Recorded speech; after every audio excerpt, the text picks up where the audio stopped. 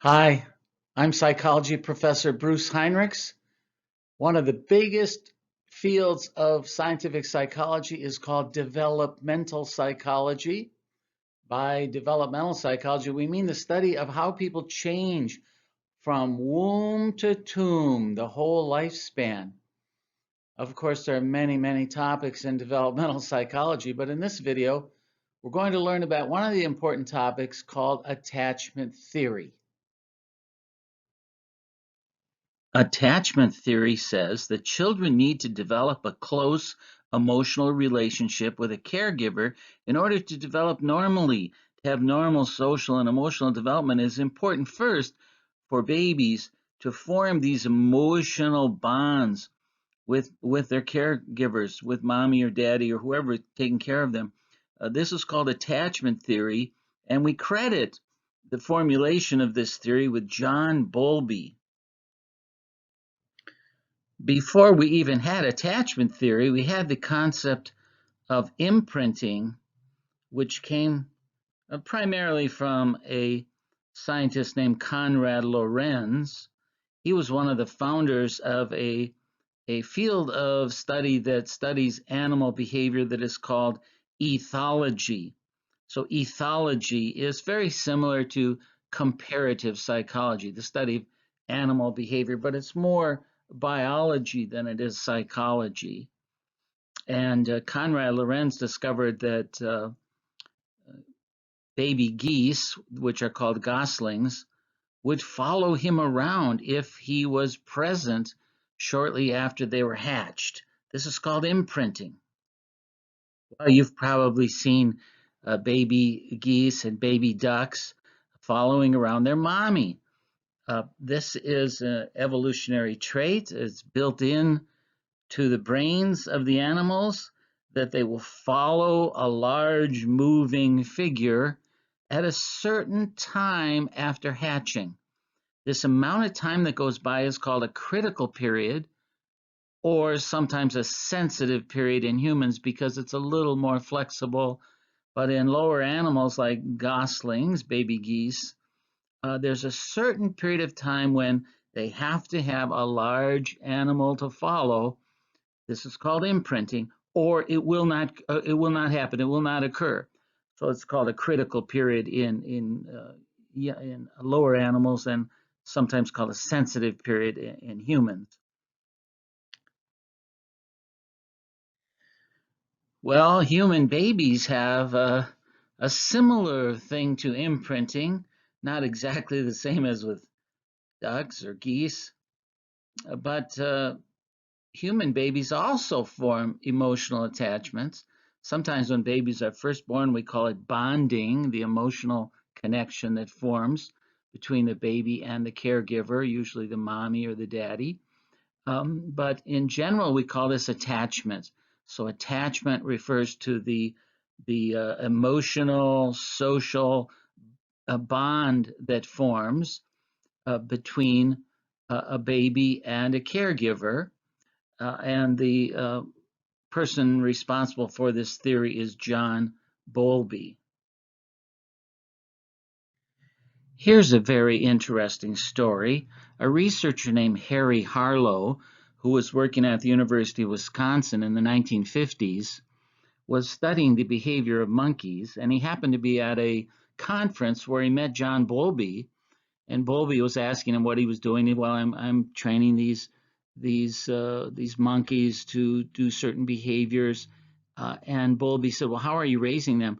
And Harry Harlow said, "Well, I'm raising them in isolation because I don't want any other factors to influence their learning." And John Bowlby said, "What? You're raising baby monkeys in isolation? You're going to have abnormal monkeys. They're not going to be normal. They need an attachment. They need to form an emotional bond, a social bond with their caregiver."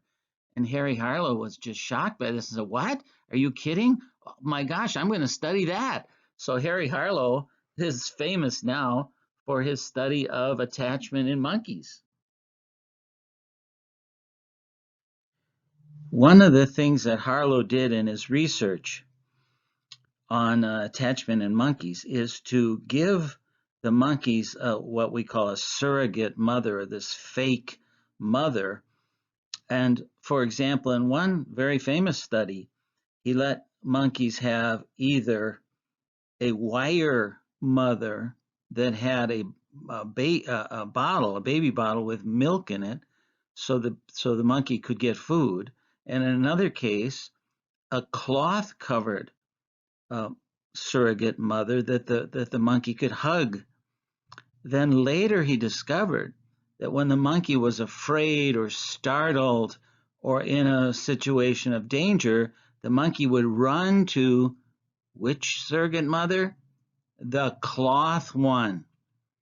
So it turns out that what's important for a monkey is to have that touch we call contact comfort, the comfort you get from touching and hugging. Now, what about humans? Yes, human babies need that too. They need hugging and holding and cuddling and rocking. They need that. And they need to look into your eyes and to form that emotional bond. But anyway, Harry Harlow is very famous for showing that there was a critical period or a sensitive period at which monkeys needed to have this contact comfort with a mother in order to form an emotional bond. And he discovered that monkeys who did not have an emotional bond, sure enough, they turned out to be abnormal in their development, just as John Bowlby had predicted they would.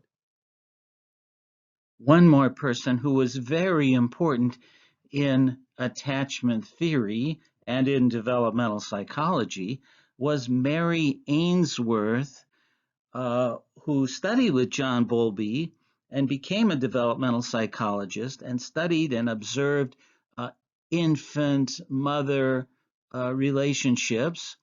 And she invented an experimental technique for measuring attachment called the strange situation. That's the name of this procedure in which we observe what happens when a child is with their mother and they're either the mother leaves the room or maybe a stranger comes into the room to see how the baby reacts. That is called the strange situation.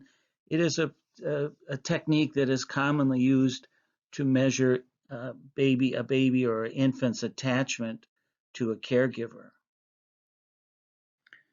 Well, here are some more pictures of Mary Ainsworth, a very important person in developmental psychology. She invented or designed the strange situation, which is commonly used to measure attachment, and then based on how children respond in this situation, they're put into categories of different kinds of attachment styles.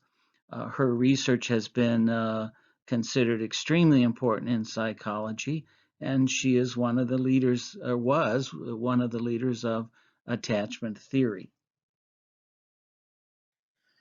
Well, sometimes developmental psychologists observe babies or infants or toddlers in the strange situation to see how they react when a stranger comes in the room or when mommy leaves the room. Do they get upset? How do they react to that? And then children get divided into various categories based on what kind of attachment style they have.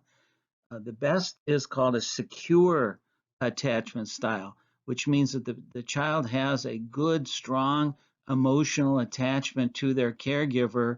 And when a stranger's in the room, for example, they run to their caregiver and hug them and are close to them and get comfort from them. And so that's what we want children to do, is to develop this good, strong emotional bond and a secure attachment style, it's called. And those kids tend to do better in their social lives and their emotional lives. Two other categories are called the anxious ambivalent attachment style, where children tend to be kind of nervous and anxious and don't have a good, secure emotional bond with their caregiver. Or the third one, the avoidant attachment style, where the child avoids emotional attachment. Those two are not healthy, and those kids need to learn a better emotional attachment.